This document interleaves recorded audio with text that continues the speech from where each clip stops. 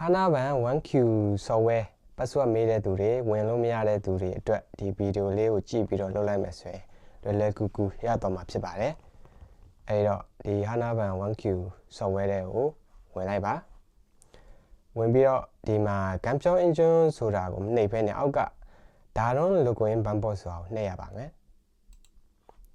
ပြီးရင်တော့ကျွန်တော်တို့ဒီ ID ပတ်စဝတ်မေးတာဖြစ်တဲ့အတွက် ID ကိုရွေးလိုက်ပါပြီးရင် ID မေးတာဖြစ်တဲ့အတွက် ID chat key ဆိုတာဒီအနီဝိုင်းထားတဲ့ဟာလေးပေါ့နော်အဲ့ဒါလေးကိုနှိပ်လိုက်ပါပြီးရင်တော့ senior word မွေးနေ့ကိုမွေးနေ့တက်ကတဲ့ပါပြီးရင်တော့ဘန်ပတ်စဝတ်လေးလုံးထည့်အောက်ကကြေကြော်ဘောနိုကမိမိရဲ့ဘန်အကောင့်နံပါတ်ကိုထည့်ပါထည့်ပြီးတော့ down ကိုနှိပ်လိုက်ပါယူတဲ့ဖုန်းနဲ့လုပ်လိုက်ပါပြီးရင်တော့ဒုံးဝီလေးနှိပ်ပြီးတော့မှဒီမြားစိမ်းလေးကိုနှိပ်ပြီးတော့အဲ့ဒီ message လေးကိုပို့ပေးရမှာဖြစ်ပါတယ်ကိုယ်နာမည်အင်္ဂလိပ်စကားလုံးအကြီးစကားလုံးတွေနဲ့ရေးပေးရမှာဖြစ်ပါတယ်ဆိုရင်ထပ်ပြီးတော့ chat လက်ဖြစ်ရပါမယ်ယူတဲ့ဖုန်းဘောနိုဖုန်းနံပါတ်ရေးပြီးတော့ဒီမှာကကိုယ့်ရဲ့ line ကတ်ကစင်ကတ်ကဘာကလဲ SKD လား KD လား NG လားပြီးရင်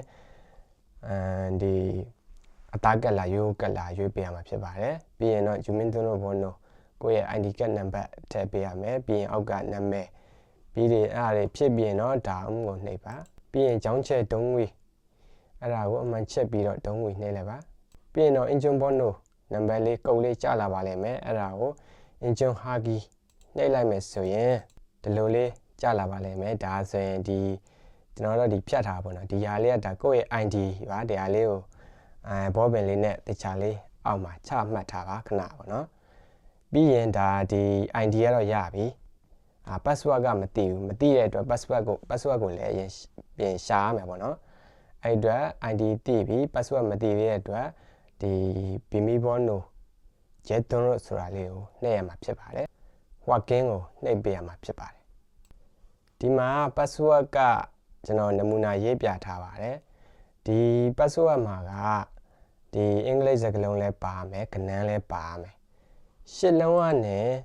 16လုံးကြားလို့သူကပြောထားပါတော့เนาะအဲ့ဒီအကြားဟိုမှာ6လုံးဆိုရမယ်10လုံးဆိုရမယ်8လုံးလည်းရမယ်16လုံးရမယ်ပေါ့အနည်းဆုံး8လုံးရှိရမယ်အများဆုံး16လုံးရှိရမယ်ပေါ့ဒါကကျွန်တော်ဥပမာ AUNG 1234ဒေါ်လာဆိုင်းလေးဒါရေးပေးထားဒီနောက်ဆုံးကဒီထွတ်စုမှုကြပေါ့နော်ဒီကောင်လေးတွေထည့်ပေးဒီကောင်လေးတွေတစ်လုံးပေါ့နော်ဒေါ်လာတို့1 sign တို့တခြားဒီ exclamation mark တို့ဒါတခုခုပေါ့နော်အဲ့ဒါတခုထည့်ပေးရမှာဖြစ်ပါတယ်ကျွန်တော်ကတော့ဒါနမူနာရေးပြထားတာပါဒီတိုင်းလေးပုံစံယူပြီးတော့ဒီ logo ရဲ့ Bimi Bono နေရာမှာဒါနှစ်ခါဖြည့်ရမှာပေါ့နော်ဒီနမူနာတိုင်းဒီလိုပုံစံမျိုးလေးပေါ့နော်အဲ့လိုမျိုးလေးဖြစ်ပေးရမှာဖြစ်ပါတယ်တချို့ကဒီနေရာမှာတော်တော်တိုင်ပတ်ကြတယ်ဒီ password ကိုပေါ့နော်မဖြည့်လိုက်ကြဘူးpassword ကဒီလိုပုံစံမျိုးလေးကိုမှနမူနာယူပြီးတော့နှစ်ခါဖြည့်ပေးရမှာဖြစ်ပါတယ်ပြီးရင်တော့ဒီကဲကြွားBimi Bono လေးလုံးဖြည့်ပါအောက်ကကဲကြွား Bono ဘဏ်ကောက်နံပါတ်ပြီးရင် ID ခုနကဒီကျွန်တော်ချပြီးတော့အောက်ကိုချမှတ်ခိုင်းတဲ့ ID ပေါ့နော်အဲ့ ID ကိုဒီမှာဖြည့်ပါဖြည့်ပြီးတော့မှဒါအုံးကိုနှိပ်ပါဒါဆိုရင်သူ engine လောက်ခိုင်းတယ်ပေါ့နော် AIS engine နဲ့ engine လောက်ပါမယ် engine ရုပ်ချောင်းဆိုတာလေးကိုနှိပ်လိုက်ပါ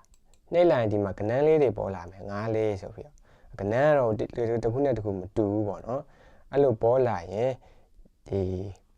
ကျဲရုပ်ချောင်းဆိုတာလေးကိုနှိပ်လိုက်ပါနှိပ်လိုက်ရင်သူကဒီဖုံးဝင်လာပါလိမ့်မယ်အဲ့ဖုံးလေးကိုကင်လိုက်ပါကင်ပြီးတော့ဒီခုနကဒီပေါ်နေတဲ့9လေးဆိုတာလေးကိုအဲ့မှာ keyboard မှာထည့်ပေးရမှာဖြစ်ပါတယ်အဲ့မှာဖုံးကင်လိုက်ပြီဆိုရင်ဒီ keyboard လေးကိုဖော်ပြီးတော့မှဒီသူကပြောလိုက်မယ်9လေးဆိုတဲ့ကဏ္ဍကိုရိုက်ပေးပါလို့ပြောမယ်အဲ့ဒါဆို9လေးကိုရိုက်ပေးလိုက်ပါရိုက်ပေးပြီးတော့သူကမှန်တယ်ဆိုရင်သူကပြောပြီးတော့မှသူဖုံးချသွားပါလိမ့်မယ်ချပေးပြီးသွားပြီဆိုရင်ဒီလိုလေးပြန်ပေါ်လာမှာပါအဲ့ဒါဆိုရင် working ကိုနှိပ်လိုက်ပါ